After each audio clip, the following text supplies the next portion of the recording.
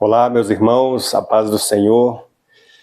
Eu estava refletindo esses dias, acompanhando as redes sociais, e o que é que acontece? Sempre que acontece alguma tragédia, alguma coisa, uma catástrofe na sociedade, muitos se perguntam, né, por que Deus permite essas coisas acontecerem, né?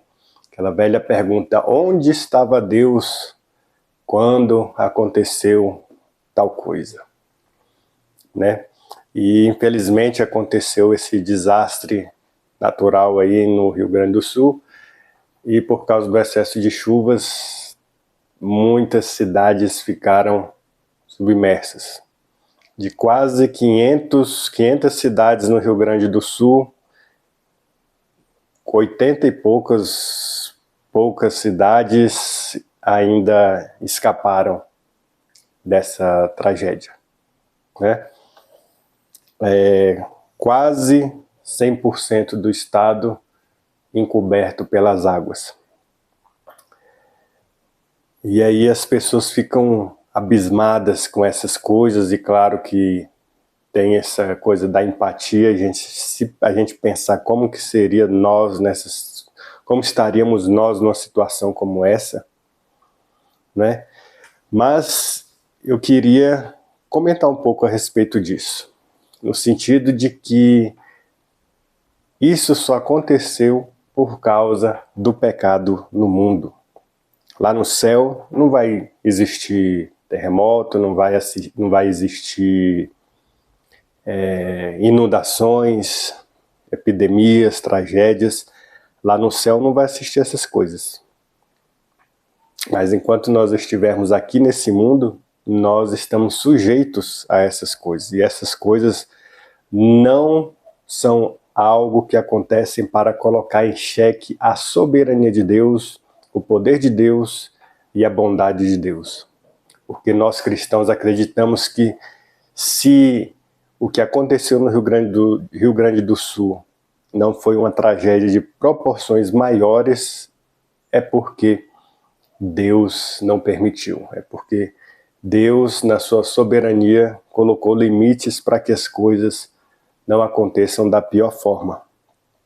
Por outro lado, como eu já falei, essas coisas acontecem porque o mundo jaz no maligno e o mundo sofre as consequências do pecado.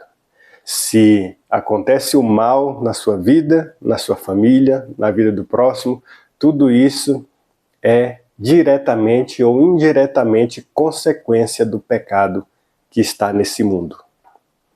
Então, se nós olharmos para os sinais da volta de Cristo, porque quando Cristo voltar é que vão acabar todas essas tragédias, todas essas coisas ruins que acontecem no mundo, porque quando Jesus vir buscar a sua igreja e nós estivermos na Jerusalém Celestial, estivermos no céu, essas coisas não vão acontecer porque o pecado não estará presente na eternidade daqueles que estarão na glória com Deus. Aqui em Lucas, capítulo 21, versículo 10, falando a respeito da sua vinda, algumas coisas têm que acontecer. Algumas coisas são sinais de que Cristo está voltando e que nós precisamos pensar em nossas vidas, pensar que nós precisamos nos arrepender, pensar nessa coisa maligna chamada pecado e nos consertarmos diante de Deus. Lucas 21, versículos 10 em diante, diz assim: Então Jesus lhes disse: Nação se levantará contra nação e reino contra reino. Haverá grandes terremotos e epidemias e fome em vários lugares, coisas espantosas e também grandes sinais vindos do céu.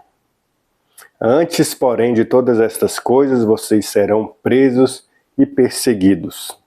Vocês serão entregues às sinagogas e lançados nas prisões, serão levados à presença de reis e de governantes por causa do meu nome. Isso acontecerá para que vocês deem testemunho.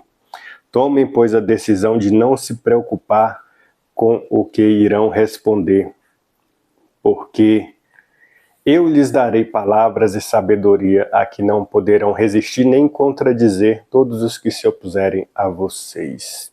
E vocês serão entregues até por seus próprios pais, irmãos, parentes e amigos, e eles matarão alguns de vocês. Todos odiarão vocês por causa do meu nome, mas não se perderá um só fio de cabelo da cabeça de vocês. É pela perseverança que vocês ganharão a sua alma. Jesus ensina que apesar de todas essas coisas que hão de acontecer nesse mundo, inclusive a perseguição aos cristãos, não só desastres naturais, porque a perseguição contra os cristãos já acontece, milhões centenas de milhares de cristãos têm suas vidas tiradas todos os anos porque são cristãos e não podem professar a sua fé. Mas Cristo está dizendo aqui que apesar do ódio do mundo contra os cristãos, nenhum de nós vai se perder, todos nós seremos salvos, os cristãos firmes no verdadeiro evangelho. E ele está dizendo que é pela perseverança que nós ganharemos a salvação. E é lógico que só vai perseverar aquele que tem o Espírito Santo que Deus concede, Deus permite habitar dentro de nós. Então, essas coisas que aconteceram, por exemplo, lá no Rio Grande do Sul, acontecem também como uma forma de nós continuarmos firmes no Evangelho. No sentido de que não é porque essas coisas aconteceram que eu vou falar Deus não existe, Deus não me ama, Deus me abandonou. Pelo contrário, como eu já falei, precisamos ter uma mentalidade que apesar das consequências do pecado agindo nesse mundo, eu não vou abandonar Deus, não vou abandonar Cristo, vou buscar o Espírito Santo em minha vida, para que as pessoas vejam o testemunho das nossas vidas, de quem não se abala, de quem não abandona a fé, apesar das dificuldades desse mundo. Por isso Jesus disse que nós passaríamos por aflições e que nós venceríamos também assim como ele venceu o sofrimento na sua vida e na cruz. E eu aproveito para pedir que nós possamos refletir nas nossas vidas na questão da generosidade. O cristão ele deve ser conhecido pela sua generosidade. Lá na carta de Paulo a Timóteo, a primeira carta, 1 Timóteo 6, versículo 18, quando Paulo fala a respeito dos ricos e serve para nós também, fala assim, que eles façam o bem, sejam ricos em boas obras, generosos em dar e prontos a repartir, ajuntando para si mesmos um tesouro que é sólido fundamento para o futuro, a fim de tomarem posse da verdadeira vida, que é a vida eterna. Então, Paulo está falando que nós devemos ser generosos para dar e repartir com o próximo. Esse é o momento onde nós podemos ajudar e devemos ajudar o nosso próximo que está sofrendo lá no Rio Grande do Sul. Então, não é tempo de ficarmos especulando teologias a respeito de por que Deus permitiu, Deus ordenou, Deus decretou, Deus fez isso, aquilo, outro, aconteceu mal, onde está Deus? Esse é o momento de ajudarmos o nosso próximo. Essa é a oportunidade de praticarmos aquilo que nós cremos. Então, que nós possamos ajudar o nosso próximo que está sofrendo lá no Rio Grande do Sul.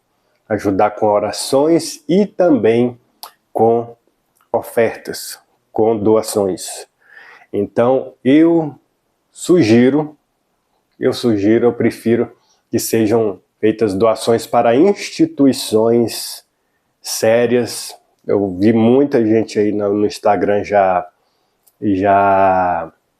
divulgando contato de instituições sérias, igrejas sérias, ONGs sérias, que podem ajudar as pessoas que estão mais próximas lá no Rio Grande do Sul, atuando para socorrer as pessoas que estão sofrendo nessa situação. Se você é cristão de verdade, deixe de lado um pouco essa história do Lucinho, deixe de lado um pouco essa história da Madonna, né?